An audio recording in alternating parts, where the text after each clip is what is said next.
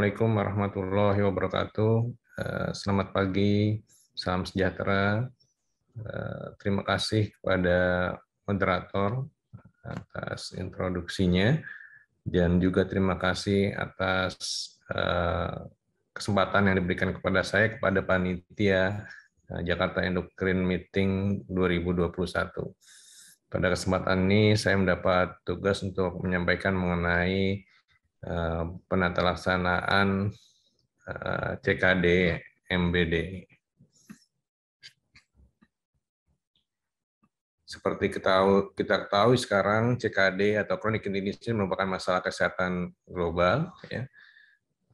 Dan salah satu komplikasi dari penyakit ginjal kronik atau CKD adalah gangguan mineral dan tulang, ya, atau CKD MBD.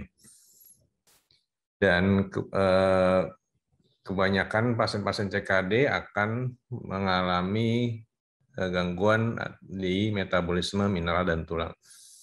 Seperti saya sebutkan tadi, disebutkan oleh Kak Diko, istilahnya adalah CKD, Chronic Kidney Disease Mineral Bone Disorder, atau di Indonesia kan gangguan mineral tulang, penyakit ginjal kronik. CKD MBD ini didefinisikan sebagai suatu gangguan sistemik dari metabolisme mineral dan tulang karena penyakit ginjal kronik yang ditandai atau bermanifestasi dengan salah satu dari atau kombinasi dari tiga hal di bawah ini, yaitu abnormalitas dari metabolisme kalsium, fosfat atau fosfor, hormon paratiroid atau vitamin D. Yang kedua, abnormalitas dari turnover tulang, mineralisasi tulang, volume pertumbuhan linear tulang, dan juga kekuatan tulang. Yang ketiga adalah adanya kalsifikasi vaskular atau kalsifikasi di jaringan lunak, ya. Di gambar sebelah ini menunjukkan bahwa CKD bukan hanya sebenarnya masalah mineral atau masalah tulang saja, ya, tapi saat ini para ahli juga berkonsentrasi atau fokus kepada kalsifikasi vaskular, ya, karena ini juga meningkatkan resiko kardiovaskular atau kardiovaskular event. Ya, patogenesis dari CKD MBD ini kita ketahui bahwa dengan penurunan fungsi ginjal akan terjadi retensi fosfat, ya. Nah, di sisi lain juga dengan penurunan ginjal, produksi dari vitamin D atau 1,25 dihidroksivitamin D akan menurun, ya. Dengan adanya dua hal tersebut itu kan memicu penurunan kalsium serum, ya, karena dengan fosfat tinggi serum akan turun, begitu pula dengan adanya penurunan vitamin D, absorpsi kalsium juga akan turun sehingga terjadi penurunan kadar kalsium serum. Nah, jadi tiga hal ini akan memicu sekresi hormon paratiroid, ya. Sekresi hormon paratiroid akan meningkat, ya. Yang sebelumnya atau juga terjadi adalah yang memicu penurunan sintesis atau produksi atau sekresi dari hormon paratiroid, juga di paratiroid, kelenjar paratiroid terjadi penurunan sensitivitas dari kalsium sensin reseptor dan juga penurunan dari vitamin D reseptor, ya. Dan inilah terjadi secondary hyperparathyroidism, ya. Selain dari tiga hal tadi atau triad tadi yang memicu peningkatan hormon paratiroid, ada dua marker atau dua substansi yang berperan juga dalam patogenesis dari secondary paratiroid hiperparatiroidisme, ya. Yaitu adalah FGF23 dan juga kloto, ya. Pada awal CKD, FGF23 ini akan menyebabkan berusaha sebagai mekanisme pertahanan akan menurunkan hiperfosfatemia, ya, dengan cara mengekspresi fosfat lebih tinggi, jadi terjadi hiperfosfaturia ya, sehingga pada awal tidak terjadi peningkatan fosfat di dalam serum ya. Selain itu FGF23 ini akan menekan 1,25 dihidroksivitamin D ya. Jadi dua hal ini akan menyebabkan atau penekanan dari vitamin D ini akan menyebabkan absorpsi dari kalsium di intestinal akan menurun ya, sehingga sekresi PTH akan meningkat. Sedangkan peran kloto adalah di mana ini adalah akan mengikat FGF23 supaya FGF ini bisa berikatan dengan reseptornya ya. Sehingga ada gangguan di aksis FGF23 kloto pada pasien-pasien dengan CKD ya. Jadi pada awal CKD atau pada CKD akan didapatkan penurunan kadar kloto serum dan juga peningkatan FGF23. Keadaan kekurangan dari atau defisiensi kloto ini akan menyebabkan gangguan metabolisme mineral, lalu terjadi hiperparatiroidisme sekunder dan juga kalsifikasi vaskular. Ya, itu tadi patogenesisnya. Selanjutnya adalah pengelolaan ya atau penata laksanaan dari CKD-MBD. Yang utama adalah memang mengatasi konsekuensi yang tidak diharapkan, yang kita tidak inginkan, atau konsekuensi buruk dari hiperparatiroidisme sekunder ya. Yang terjadi pada sekitar 40% pada pasien-pasien di CK dengan stage 3 dan pada hampir sekitar 80% atau 82% pada pasien-pasien dengan CKD stage 4 ya. Dan penata laksanaannya atau terapinya ini tergantung dari gangguan atau marker-marker yang terjadi gangguan atau terjadi kelainan atau abnormalitas ya.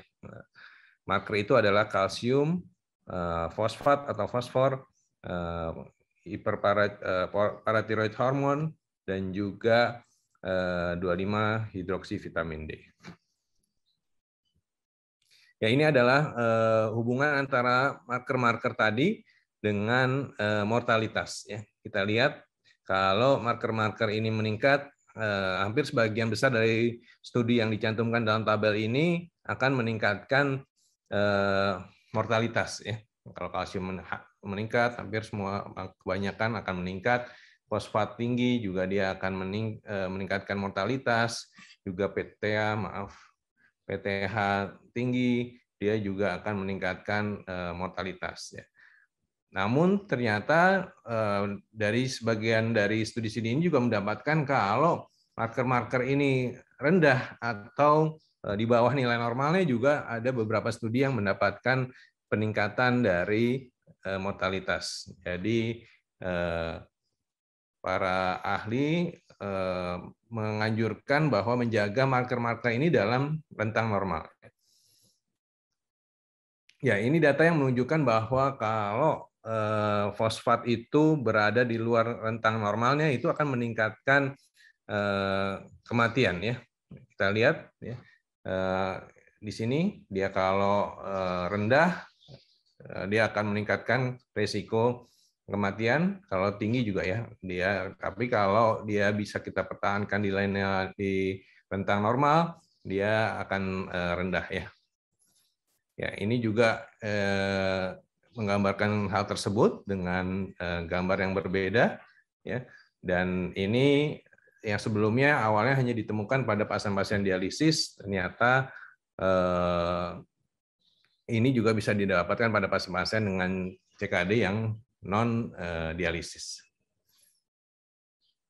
Ya, terapi CKD-MBD saat ini ditujukan pada tadi mekanisme atau patogenesis dari CKD-MBD tersebut, sehingga ada beberapa modalitas terapi, yaitu fosfat binder ya, untuk mengikat fosfat di intestinal ya, di saluran cerna ya, supaya tidak diabsorpsi ya, sehingga akan menurunkan kadar fosfat dalam darah ya.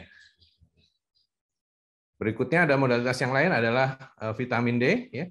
Ya, vitamin D akan menghambat sintesis dan sekresi dari hormon paratiroid, ya, dan juga vitamin D akan meningkatkan, tetapi ya ini yang harus diperhatikan bahwa vitamin D akan menyebabkan peningkatan fosfor dan peningkatan kalsium. Jadi vitamin D tidak boleh diberikan pada pasien-pasien dengan fosfat yang tinggi atau kalsium yang tinggi ya.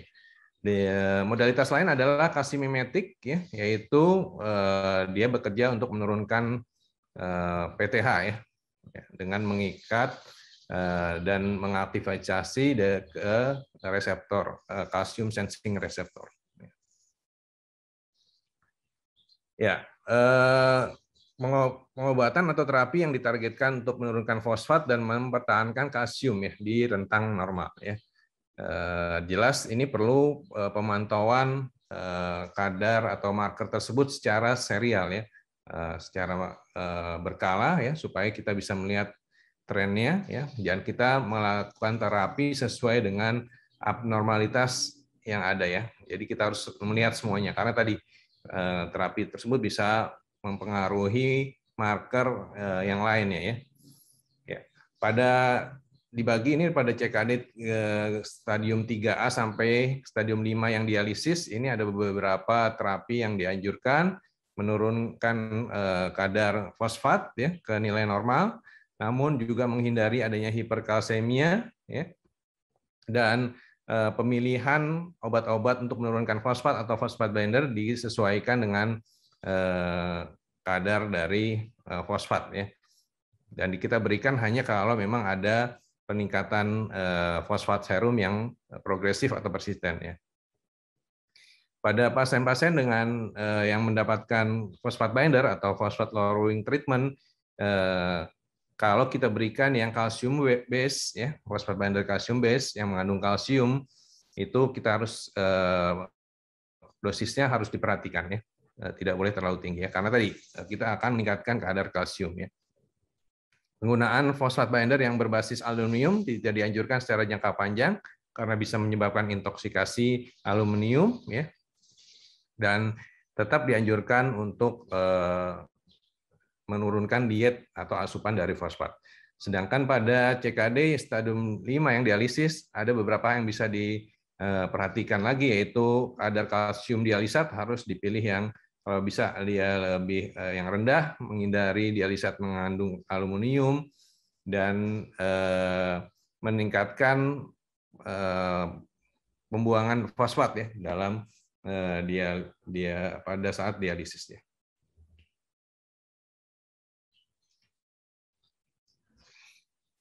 Ya ini tadi sudah ya. Pencegahan hiperfosfatemia tadi ada beberapa terapi yang kita bisa berikan. Jelas diet harus dilakukan ya. Diet rendah fosfat ya, diharapkan kurang dari 800 mg ya. Lalu juga fosfat binder tadi ya, diberikan bersamaan dengan makan ya, karena tujuannya adalah menghambat absorpsi fosfat ya dari saluran cerna ya. Ada beberapa 3 kelas, yaitu yang berbasis aluminium, berbasis kalsium, dan juga yang non kalsium ya. Ini harus diperhatikan sesuai dengan kadar kalsiumnya ya. Lalu melalui dialisis ya, ada beberapa dianjurkan untuk bisa meningkatkan pembuangan fosfat melalui dialisis ya. Nah, selain fosfat yang kita kontrol, juga kalsium kita harus kontrol, menghindari hipokalsemia, hipokalsemia, dan juga menghindari hiperkalsemia. Ya. Jadi karena hipokalsemia akan terjadi pada awal pasien-pasien awal stage dari CKD, ya, karena tadi produksi dari vitamin D yang turun, ya. Lalu kalau ini akan menyebabkan hiperparatiroidisme sekunder dan osteodystrophy renal, ya, gangguan pada tulang. Ya. Lalu kalau sudah terjadi secondary hiperparatiroidisme, ya, kalau ini berlanjut terus, ya, tidak dikontrol, bisa menyebabkan hiperparatiroidisme tersier, ya, di mana tidak ada hipokalsemi, tetapi paratiroid hormon tetap tinggi, ya. Sehingga kita harus melakukan pendekatan secara individual, ya, supaya tidak terjadi hipokalsemia atau maupun hiperkalsemia. Ya, berikutnya adalah menargetkan pada marker hormon paratiroid ya. Jadi kita harus terapi juga ya. Pada pasien-pasien yang tidak dialisis, target dari kadar paratiroid hormon ini belum disepakati ya para ahli ya. Sehingga upaya yang dilakukan bukan mencapai target tapi mengontrol faktor-faktor yang mempengaruhinya yang bisa meningkatkan sekresi atau dari hormon paratiroid ya, yaitu mengontrol hiperfosfatemia, mengontrol hipokalsemia, dan juga intake fosfat yang tinggi harus dihindari, dan juga mengatasi vitamin D defisiensi. Pemberian kalsitriol dan vitamin D analog tidak dianjurkan diberikan secara rutin, ya, jadi harus dilihat tadi marker-marker ini karena tadi bisa ada pengaruhnya terhadap kalsium juga ya, sehingga secara individual kita harus lihat marker-marker tersebut.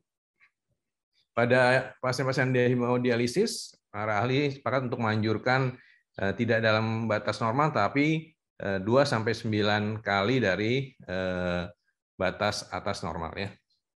Beberapa modalitas yaitu tadi termasuk kalsimimetik, kalsitriol atau vitamin D analog atau kombinasi. Sedangkan untuk semua dari 3A sampai stadium 3A sampai dialisis, ya, kalau tidak respon terhadap pengobatan-pengobatan secara medis tadi dengan kalsimimetik, kalsitriol atau vitamin D analog, dan juga fosfat binder, dianjurkan untuk dilakukan paratiroidektomi. Ini adalah gambar yang melaporkan studi dari parikalsitol atau vitamin D analog ya. Dengan pemberian vitamin D analog kita lihat bahwa PTH akan turun ya. PTH akan turun yang bundar ini bahwa dibandingkan yang placebo dia akan meningkat, dan juga alkalin fosfatase penanda metabolisme tulang juga akan turun. Dan namun yang harus diperhatikan akan tadi ya, dia akan mempengaruhi kalsium juga ya.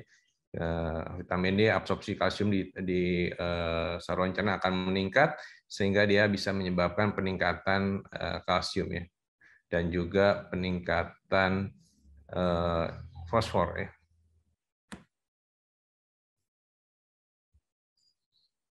Ya, ini adalah kalsimimetik ya, atau sinyal kalset ya, yang akan mengontrol pelepasan dari hormon paratiroid ya, dengan meningkatkan sensitivitas dari calcium sensing receptor ya, sehingga akan menurunkan hormon paratiroid ya.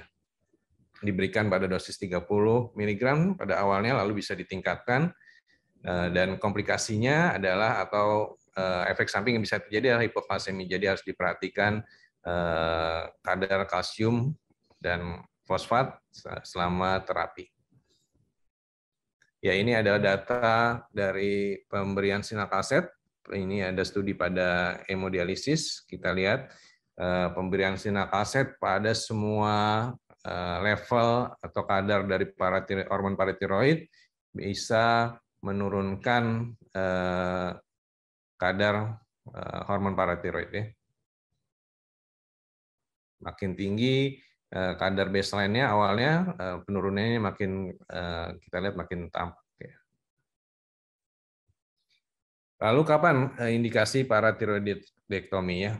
Paratiroidektomi dianjurkan apabila terjadi hiperparatiroidisme yang refrakter ya, tidak respon terhadap terapi medis atau dengan obat-obatan ya.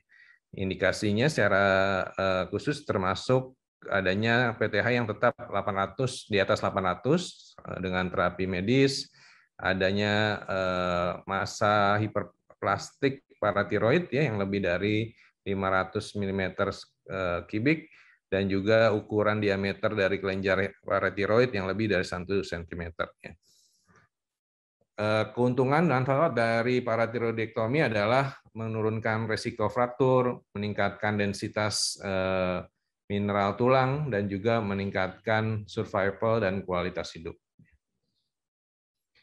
Ada beberapa obat-obat baru yang merupakan pilihan tambahan pada pasien-pasien dengan CKD-MBD, yaitu adanya fosfat binder yang bebas kalsium, ada juga yang iron base atau iron base ya. Jadi berbasis besi ya. Ini ada kelebihannya, yaitu juga bisa membantu mengatasi adanya defisiensi besi pada pasien CKD ya. Karena kita sering juga menemui anemia selain defisiensi karena eritropoietin, juga karena defisiensi besi. Dengan obat iron base calcium free phosphate binder ini bisa sekaligus mengatasi defisiensi besi ya. Selain itu ada obat-obat yang saat ini ditujukan untuk mengatasi defisiensi kroto ya. Dan juga obat monoklonal antibodi juga sedang dilakukan studinya. Ya, sebagai ringkasan sebagai pesan yang bisa diambil dari presentasi ini adalah bahwa pasien-pasien CKD memang berisiko terjadi gangguan mineral dan tulang ya. Dan CKD-MBD ini adalah suatu kondisi abnormalitas dari metabolisme mineral dalam tulang dan berhubungan dengan nilai-nilai tadi, marker-marker tadi, atau abnormalitas dari nilai laboratorium tersebut. Beberapa guideline yang saat tadi yang ditampilkan adalah guideline dari KDIGO, telah membantu kita untuk tata laksana CKD MBD. Salah satu target atau konsekuensi yang kita harus atasi pada akibat dari CKD MBD ini adalah hiperparatiroidisme sekunder ya, dan beberapa terapi tadi setelah disampaikan tersedia ada untuk mengatasi gangguan tersebut ya, yaitu vitamin D analog, kalsitriol, fosfat binder, kalsimimetik ya, untuk mengontrol hiperparatiroidisme sekunder sehingga nilai-nilai dari marker-marker tersebut bisa kita kendalikan dalam rentang target yang diharapkan. Terima kasih atas perhatiannya, mudah-mudahan bermanfaat. Wassalamualaikum warahmatullahi wabarakatuh.